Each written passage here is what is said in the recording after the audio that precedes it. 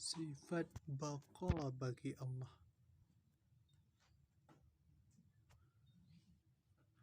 Baqa adalah sifat yang wajib adanya di dalam zat Allah.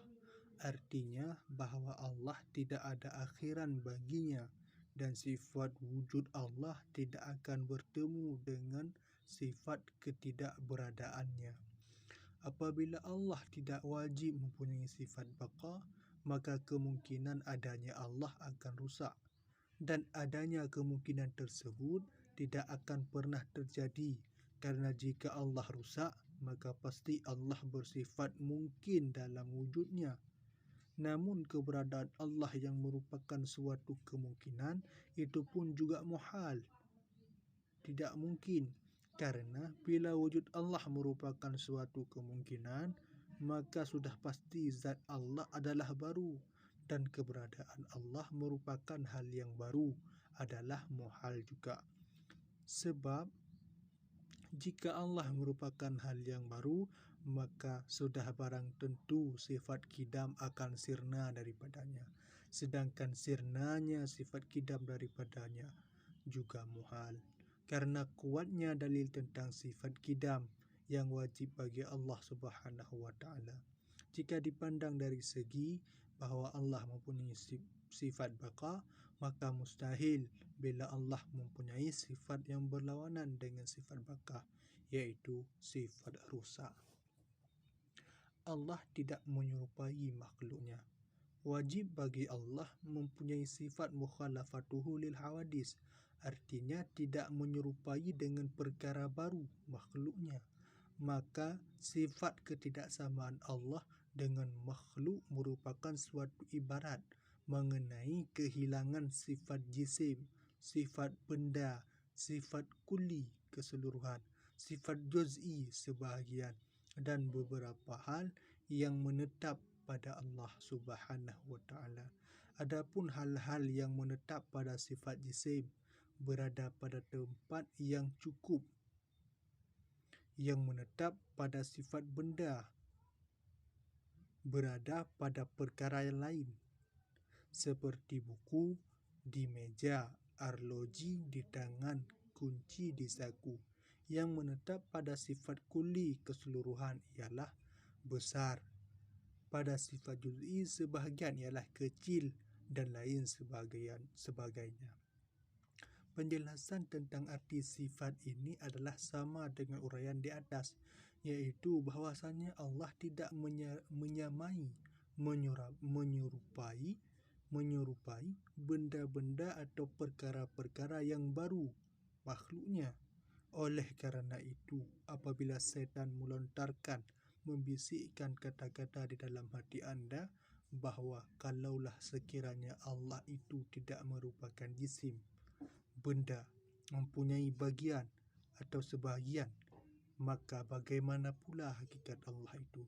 Maka jawabannya adalah tidak ada yang mampu mengerti akan hakikat Allah kecuali Allah sendiri. Ditegaskan dalam Al-Quran sebagaimana firman-Nya, laisa kamitslihi syai'un wa huwas samiul basir. Tidak ada sesuatu pun yang serupa dengan Dia, dan Dialah yang Maha mendengar lagi Maha melihat. Surah Asy-Syura ayat ke-11. Oleh kerana itu, Allah Subhanahu wa taala bukanlah merupakan jisim yang bisa digambarkan atau benda yang terbatas oleh ruang dan waktu. Dia, Allah Subhanahu wa taala, tidak mempunyai tangan, mata, telinga dan lain-lain seperti yang dipunyai makhluknya, karena Allah tidak menyerupai benda yang dapat diukur dan dapat dibagi-bagi. Sebaliknya, benda pun tidak dapat menempati kedudukan posisi Allah. Begitu juga tidak berupa sifat, dan sifat pun tidak dapat menempati posisi Allah. Allah tidak menyerupai perkara yang wujud. Begitu pula perkara yang wujud tidak menyerupai Allah. Ukuran tidak akan bisa untuk mencapai Allah, dan arah tidak bisa memuat dan meliputinya. Demikian pula bumi dan langit yang tidak memadai jika ditempati oleh Allah. Dialah Allah yang mengangkat derajat segala sesuatu dan lebih dekat dari urat nadi manusia. Dialah Allah yang Maha mengetahui atas segala sesuatu. Kedekatan Allah tidak menyerupai dengan dekatnya jisim. Dia Maha luhur dari tempatnya yang meliputinya, sebagaimana Dia Maha bersih dari segala masa yang akan membatasinya. Dia telah wujud sebelum masa dan tempat diciptakan. Dia akan tetap berada di atas segala yang ada. Adapun lawan dari sifat ini adalah mumatsalah, menyerupai. Artinya, apabila Allah Subhanahu wa ta'ala tidak menyerupai dengan makhluk, niscaya Allah akan menyerupai pada semua makhluknya.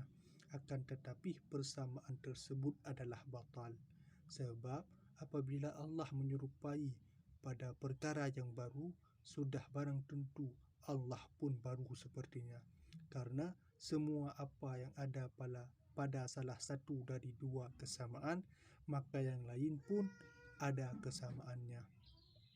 Akan tetapi apabila keberadaan Allah merupakan hal yang baru, maka hal itu adalah muhal, tidak mungkin, disebabkan oleh kuatnya dalil tentang wajibnya Allah mempunyai sifat qidam.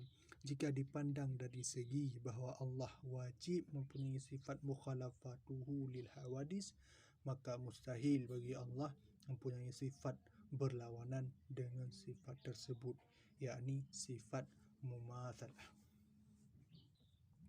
Mengenai gambaran mumatsalah kesamaan ada beberapa macam. Di antaranya, Allah memiliki jisim, baik tersusun tubuh maupun tidak tersusun.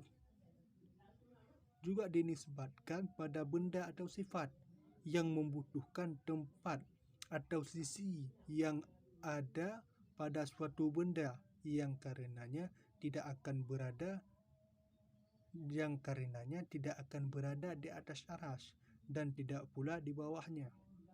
Atau Allah mempunyai sisi yang